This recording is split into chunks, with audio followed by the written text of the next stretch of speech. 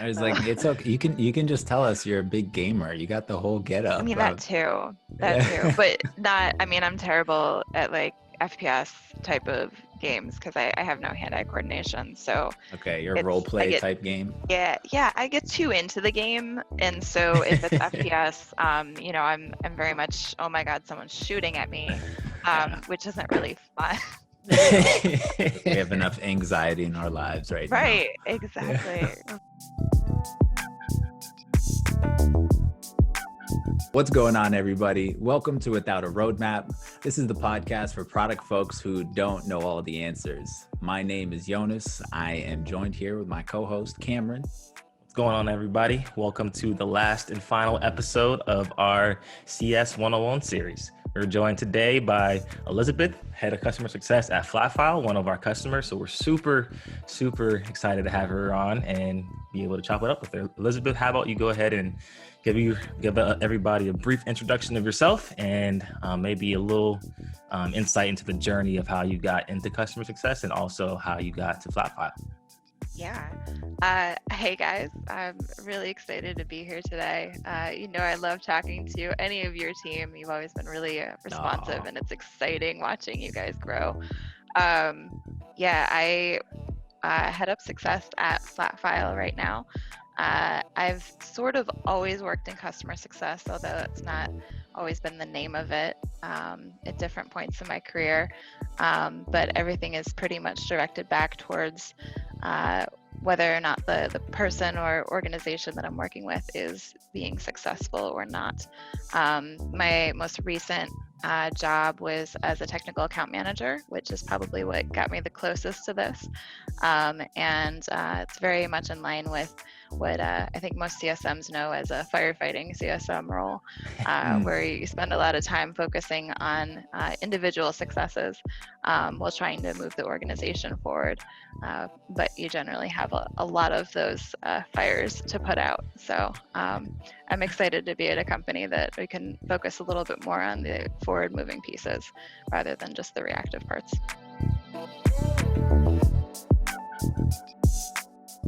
How about you also tell us what FlatFile is? Because fun fact, Parlor's also a customer of FlatFile, so we got a little mutual Yeah. customer action going on. Yes. Yeah. So FlatFile is a data onboarding company. What you guys are using for your product is our portal product, which is a data importer that embeds in an application and allows you to pull in different kinds of files to process into your system, puts validation and messaging in front of the user so that they can correct any errors as they come through instead of just getting an error message that the file didn't import with no additional information, or potentially having it sent off to a huge and expensive onboarding team on your end. So we're excited to help you guys scale in that way. But we also have other data onboarding products that we're working towards that address all pieces of that and get into some of the larger data migration pieces going forward. Awesome. Nice. Yeah. We can only hope to, through Parlor's product, bring as much value as FlatFile has for us. It's been huge. I think, time to value is one of those, metrics that we track really closely, and that, was drastically improved by implementing FlatFile for all of our, customer onboarding, data import. It's been huge. That's awesome. I think I'm really excited about FlatFile and in my role in particular, but also the company because of how much it's related to enabling other companies do what they are most well positioned to do. You guys don't have to worry about the pieces that aren't really directly related to your business. It's just Mhm. enabling you to actually focus on what you want to drive towards. Yeah, you're definitely helping us. But yeah, with that in mind, one of the questions we've been asking all the folks this series, all series long, um, what is customer success to you? That's a good question. Um, it's a bit ambiguous, Mm. but I think at the core of it, customer success, it's the bridge between product and everything else.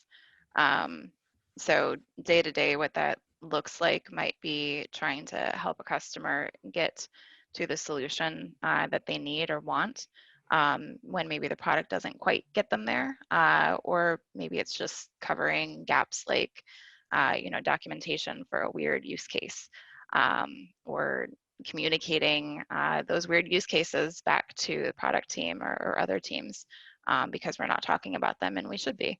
So it's very much a role, I think, that uh, is about enabling other teams at the organization to do their best work, so that they have the information that's relevant, so that the customers have information and access to resources that's relevant to what they're doing. I'm curious to see, just like how we've heard, Jonas and I, have we heard, and people at Parlor, that product is built and run and functioned, has their own processes different at every company. Curious to see, well, I feel like we've heard during the CS 101 series that everybody is doing customer success differently at their respective companies, and it's either depending on the product or the industry they're in. So interesting to see how, like, what's the customer success process for FlatFile, and how you pretty much like built it from the ground up, since it is a startup and you're the head of success there. Yeah. I think at startups, customer success, it starts out very reactionary at first, just in line with where the business is. You have to be. The needs change so quickly on both sides. The business that you start building at the beginning of one year might be an entirely different one at the end of the next. And the customers that you have might change really rapidly too, depending on who you've built your original product for, as you add new features and discover new use cases and new ways that people are using it. The type of customers that you onboard might look entirely different and have completely different needs than when you first began. I think for FlatFile in particular, that's been a really rapid process on our side. And it's really interesting on my end to see regardless of how many differences there are between customers, it's interesting to see how much the problem that we're solving for is very much the same across all these industries and companies of different sizes and even departments within the companies. But a lot of the building the department on our end has been about trying to figure out where the gaps are, not just day to day. This customer needs something and we don't quite do that yet, but we can work around it. But also the bigger ones, things like setting up the processes for getting information back to the product team, which is where you guys come in. And things like working with all of our other teams at the very beginning. You're defining your use cases, you're defining your personas across marketing and product.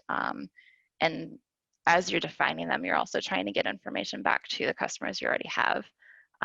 So it's very cyclical and rapid in terms of how quickly it develops and changes. But a lot of it goes back to setting up processes so that you get a foothold, and then another, and then another, and about bridging those gaps and making progress forward, I think, and moving away from firefighting usually comes down to being able to set little things up so that this piece of your day goes a little bit faster, a little bit more smoothly. You don't need to talk to quite as many people to do this one thing. So like with our product team, being able to say, okay, let's pull up this one client and look at all of their requests. If you've moved around in different CRMs, if it's sorted notes throughout different people that have spoken with them, it's really difficult to track that down. So putting little things in place to move the entire business forward, I think, is what really ends up mattering at the end of the day. And it definitely snowballs as you get larger and larger. Right. One question, I don't know how hard or easy this would be to answer. What do you think is the most important process to establish first? Is it like the onboarding checklist? Is it like the handoff between sales and the CSM? Like where do you think should your initial focus be when starting up like the customer success function at a company? I think it's going to depend on the company. I think customer success, there are things, you can develop a checklist and say do this first all the way through. But the reality is that your biggest impact are going to be in areas where small motions get you a lot of forward moving progress. So if you don't have any sort of handoff between your sales team and whatever happens next, then that might be a bigger impact on your customers than doing an onboarding checklist first. If your product onboarding doesn't exist and it's not going to have any dev time in the near future, then that's probably your biggest impact, is to put together some sort of onboarding cadence with your new customers and give them some sort of handhold on how to move forward. I think success fills in those gaps, and it tends to shift towards whatever area or areas in the company are weaker. Not necessarily because it's something that the company is doing wrong, but just because it's not quite where the resources are able to be at that moment. And I think that's pretty innate to startups, especially, but even larger companies, I think you see it as well. Mm. Yeah. So kind of like, I feel like this question maybe should have went before that, but I'm curious, what was the state of, FlatFile prior to bringing you on to wrangle their customer success process? I'm more curious to understand kind of like where you, like, when does a startup recognize that customer success or the department having somebody managing it, leading that process is required? That is a good point. Sorry, I want to add No, go something to ahead. that Yeah. story I heard, or a statement I heard from like a discovery call I was on. The person said that he doesn't believe there should be a customer success person hired until the company has over $1 million in revenue or over 100 What? or over 100 customers, like unique accounts. Interesting. So I think you can put any school of thought you want to on it. I think in a perfect world, you shouldn't need a success team at all. Just like in a perfect world, you don't need a marketing team or a sales team. In a perfect world, the product is so perfect that it sells itself, onboards customers for you, is so amazing that everyone refers everyone they know to get into it, and all of the customers support themselves in open forum because they're so excited about your product. I think in real life, unfortunately, that it doesn't happen. And that's not a bad thing. It's just the reality of it. You can have the perfect product and not be able to get it to market. You can have the perfect marketing campaign and product and not be able to successfully close on deals for people that maybe are a perfect fit for it. You can have all of these organizations set up really well and functioning really well together, and still have plenty for a customer success team to do and move your customers forward. At FlatFile in particular, we're a bit of an odd duck.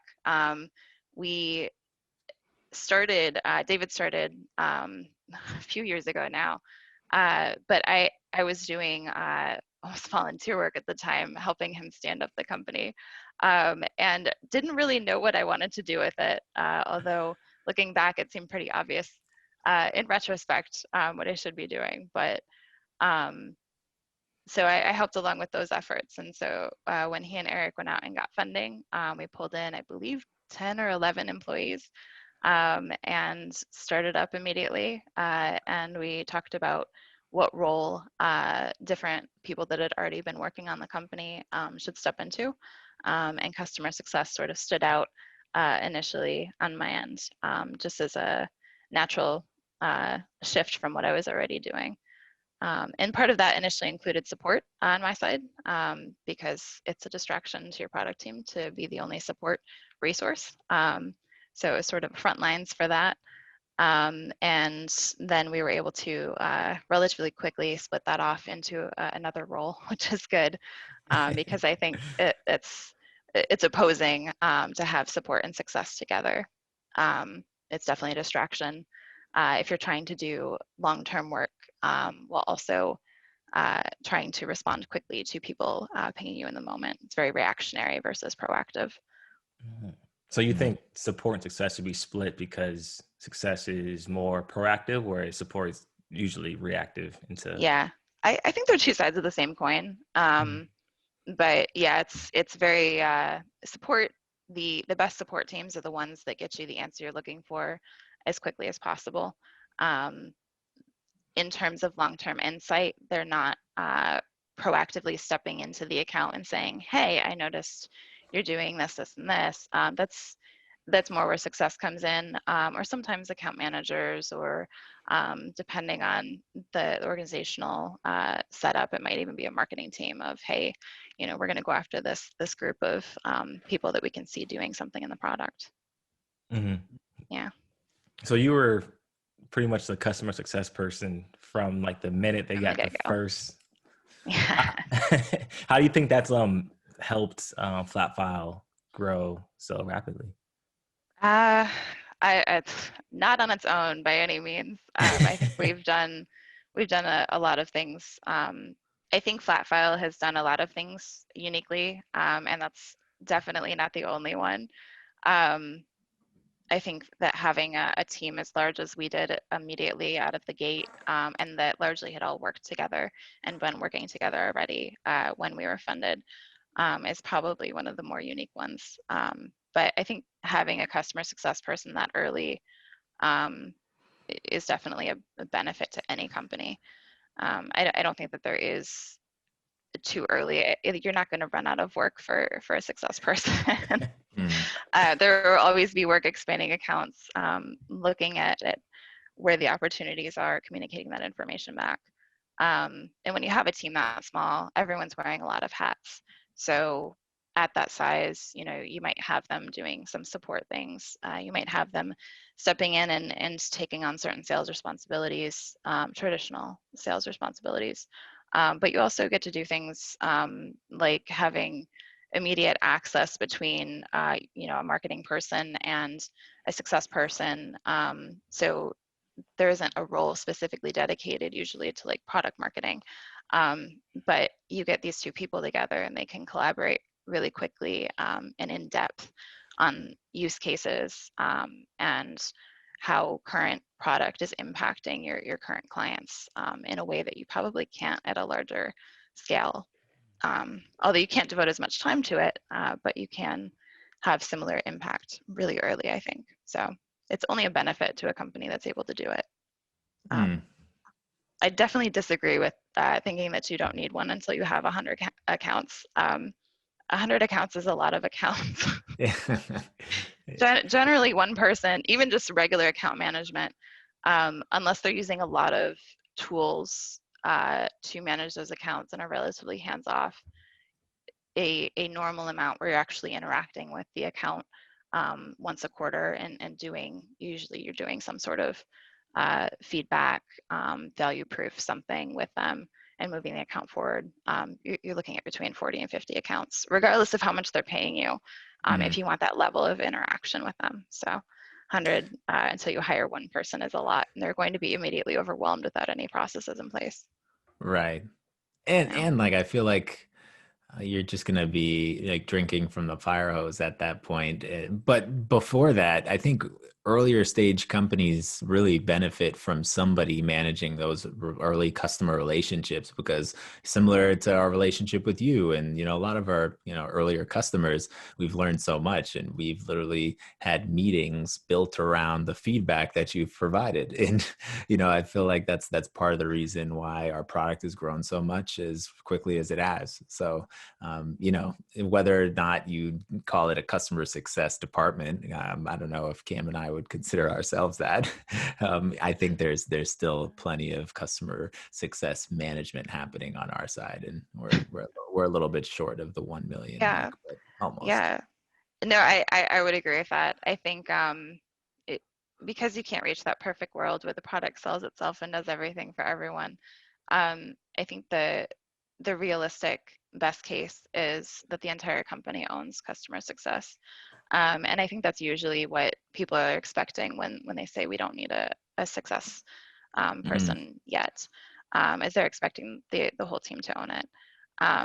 reality at most startups is that there's probably a lot of work to go around, and not as many people to take on that work as you would need. So what can happen pretty easily is that the long-term pieces that contribute to the length of the account with you, they get dropped, because if you have to pick between succeeding for the next 2 weeks and failing for the next 2 weeks, or failing for the next 2 weeks, and being able to move an account forward a year from now, you're going to try to succeed for the next 2 weeks. So that's why having a dedicated person that's focusing on that, it allows the rest of your team to focus on the things that they're driving towards, Mm-hmm. without being pulled in different directions with conflicting priorities sometimes. Mm-hmm. You mentioned earlier about like managing a customer's relationship with you when as like the product evolves, and now it's like a year later and your product is completely different than what they bought, and like the vision that you're now going forward with could be completely opposite than what they intended to buy or what they want or what they actually need out of your product. So how do you like manage that relationship and try to have them see the light, for lack of a better pun or phrase? Yeah. I think there's a couple things that are key. Number one, honesty. If you're completely off roadmap with them and you're never going to be back on roadmap, then there's no point in trying to coax that along, because it's a waste of resource. It is a waste of resources on both ends. If you've started selling carpets, and they don't need any, then that's not something that is going to be fruitful for either of you. And the point is to work towards everyone's success. It's not just a one-sided transaction. So making sure that you're honest, and that there's a resetting of expectations of what you're able to do moving forward, I think is really important. But if there is any alignment there, I think it's also really important or if there might be alignment, I think it's also very important to hear about why they did find value in what you originally had, and see how much of that you can pull forward. I think sometimes there's a surprising amount that can be, although figuring out how to do that with some of your very first accounts, if you've truly pivoted, can be a bit of a challenge, because they usually are smaller generally for most startups. And so there isn't necessarily a lot of value seen from a purely revenue perspective. So part of that is just defining company direction. Do you want to put the time in and foster the relationships? Is that what's most important? Or is the revenue and your own people's time what's most important at that moment? And it really depends on business direction at that point. Yeah, that totally makes sense. You were just talking about the cross-functional nature of customer success, and this is one thing that we're constantly thinking about, just kind of from an organizational standpoint, is where the department sits. It's such a fast-growing like role and department. There's a lot of debate around whether or not it kind of manages itself or reports directly upwards, or if it is living under sales or the CEO or product. I'm curious your thoughts on that more generally. I imagine it's there's going to be a lot of variation depending on the industry and company. But is there like do CS folks have like their own idea of what's best? I think many do. I think many would think it's dependent on the industry, the organization. I might have a controversial opinion here. I don't think it matters. Ooh, we love hot takes. I love it. Bring it on. It doesn't matter. Okay. All right. I don't Please think explain. it matters. Say more. Now, it can matter if you try to put it under the janitorial department. It's probably not going to do what you want it to. But I think that in terms of organizational structure, the reason that you have an organizational structure is to try to align across your entire business to drive forwards in a single direction. Organizational structures change when that's not working. And sometimes that's a result of the organizational structure itself. If you put your CS team underneath the janitorial department, it's probably not going to drive towards revenue very well, because the KPIs developed probably aren't going to be in line with that. But a lot of it has to do with who the people are that are leading your different organizations internally. You might have people that work really well together. You might have people that are really good leaders of large teams, but maybe they struggle with smaller teams. You might have people that are just complete experts and they're wasted managing a large team because they can't use any of that, even to teach. They don't have time to. So I think where CS falls, because it's so cross-functional and it's so much a driver of the entire organization's goals, it's that last effort.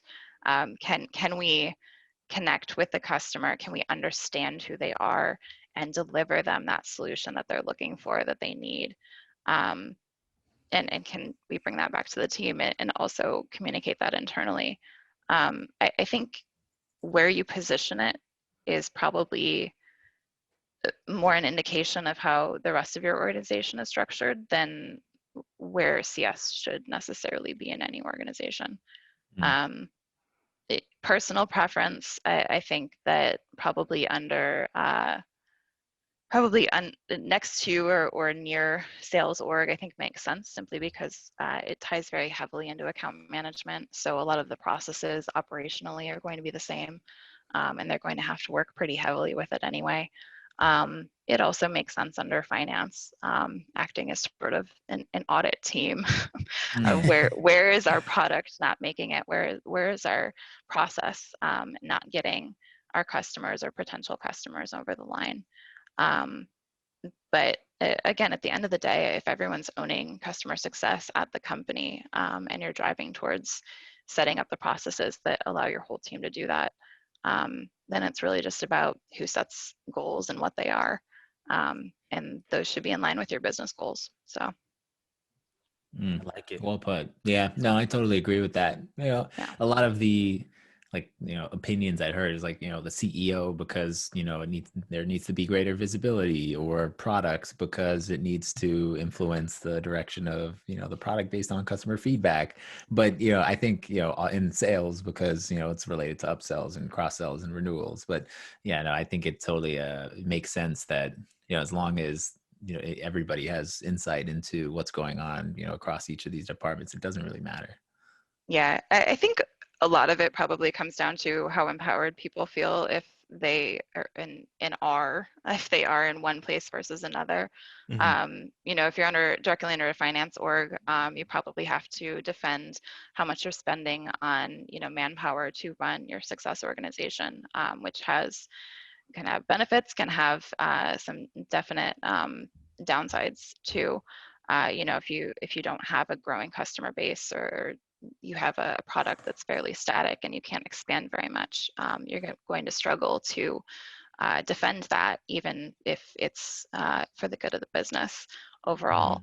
But yeah, I think it's very much about where it makes sense at that individual business at that moment in time. Right. Yeah. Cool. So, end of the year coming up, approaching soon. I started following a lot more people on LinkedIn that are in the customer success realm, and the trending topic is always about, or this month at least, is CBRs, QBRs, these customer business reviews, the end of year reviews with your accounts, with your customers. What's your opinion on those? How do you run them? Why are they important?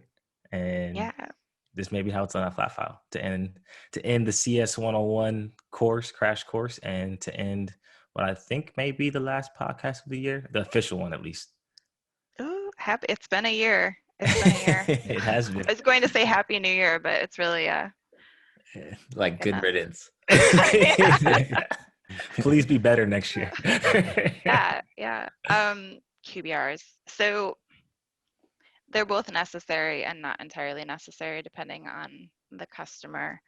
Um, it's basically whether the account, can you deliver more value to them or not? If you can, then it's a great touch point. It sets an expectation that you can deliver on consistently, which is always good from a relationship building standpoint. But I think if you have an ideal relationship set up from the beginning with that customer, you're probably going to be touching base more frequently than that. So it's in those cases, it's probably more about delivering some sort of, here's what we've done over the past quarter, regular touch points that are more structured than probably the ones that pop up for immediate needs. For accounts that aren't growing, I think it's a great touch point just to say, yep, you might not be growing. We might not have addressed everything that you have. You have our solutions for these things. We're working towards these other areas. It's good to expand, make sure that you have a good understanding of your accounts and where you could be moving towards, even if it's not something that the business is able to capitalize on or pick up as a direction. It's good to understand why so that we know why not. And I think that regular cadence, and it doesn't really matter, it doesn't have to be quarterly. If you have customers that you have enough to present them to talk about, to make decisions on, every other month, even monthly, you can definitely do it more frequently than that. But you can also do it less frequently than that if you have something that's with our first product, it's more integrated.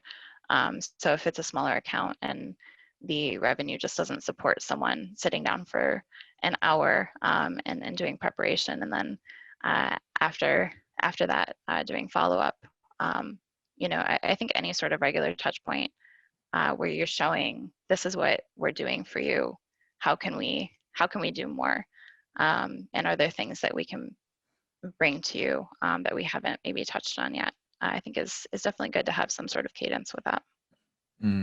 Yeah, I feel like I've been using them as almost like a selfish opportunity to collect feedback. It's Yeah. like we haven't come across like upsell or cross-sell opportunities, but hey, like, can I use this, pick your brain for this, the next 30 minutes to an hour. But yeah, I think at an earlier stage, you as, the person running that QBR has a lot more to gain than, the person who's participating. Ideally they're getting value, but for us, it's a huge opportunity to, not only just use that touch point and check in, see how things are going, and then, just learn, kind of become a sponge. But yeah, I hear that. But anyways, the last conversation we're having for CS 101, I was wondering if you wanted to sign off with, we have a product audience largely. If you had anything from a customer success person, if you had anything you wanted to say to product folks, now's your chance. Yeah. Oh man, I'm on the spot. Okay. That you could say that you love us. Of course I do. Are you kidding? I tell you all the things that I'm experiencing as I walk through the product, and you guys take it back and do something with it, and that's really cool to see, even if it's not what I originally wanted. Fair enough. Shout out to Randy. Yes, Randy on our team. No, I think I've spoken to a lot of product people over the last year at FlatFile in my capacity there. And I really enjoy talking to them, specifically because they're usually very straightforward about what they need and requirements. And not just in a, okay, great, I heard your requirements, let's move on kind of way, but in that they usually have a really good understanding of what they know and don't know. So if I start asking questions about their onboarding process that they're not sure of or that doesn't hit their scope, they're usually pretty quick to call that out and say, nope, we need to send this over to this person to dig into it further. And with what FlatFile does, it's such an important part of that process. We can't just talk to the product people, or all you'll get is the exact product that you're expecting it to be. And our goal is to revolutionize the entire thing, the whole process, not just the product piece. So I think that's probably my favorite part about talking to product teams, is that they know exactly what they need and they know what they don't have, which it makes it a conversation that is very driven towards how we can deliver something that works for them. Well, thank you for very politely letting us know that we're a neurotic bunch. I mean, it's matched out of the fence. So. Well, Elizabeth, thank you so much for your time. It's so great to connect with you. I know we're going to be in touch very soon again, but for the rest of the folks here, I want to thank you on behalf of the Customer Success 101 audience, and really appreciate chatting. Definitely. Sounds good. Thank you, guys. Don't forget to like and subscribe. Yes. Do it. Yeah. Can we say that that's the only thing we're asking for these holidays? Just a like and subscribe. Engagement, please. And test out FlatFile portal. Yeah. That too. Both of them. Portal, concierge, all of it. Go check us out.